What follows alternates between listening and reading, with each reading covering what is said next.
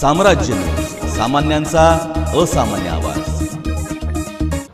बहुजन समाज पार्टीच्या वतीने समाज कल्याण खात्याचा 7,000 कोटी रुपयांचा निधी राज्याचे उपमुख्यमंत्री व अर्थमंत्री अजित पवार यांनी इतरत्र वळवल्याच्या निषेधार्थ त्यांच्यावर राज्य शासनाच्या विरोधात निदर्शने करण्यात आली।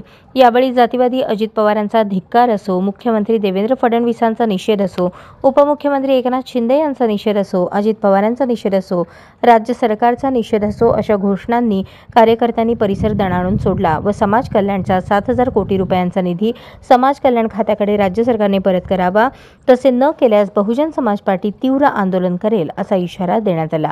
हे आंदोलन महाराष्ट्र प्रदेश कार्यकारिणी सदस्य ॲडव्होकेट संजीव सदाफुले, आप्पासाहेब लोकरे यांच्या प्रमुख उपस्थितीत व जिल्हाध्यक्ष बबलू गायकवाड यांच्या नेतृत्वात करण्यात आले।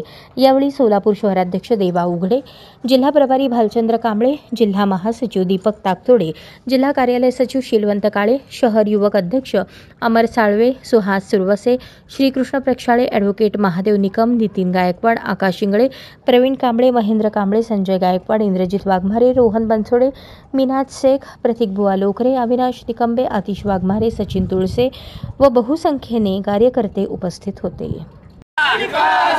जातीवादी अजित पवारांचा, जातीवादी अजित पवारांचा, सामाजिक न्याय खात्याचा 7,000 कोटी पळवणाऱ्या अजित पवारांचा।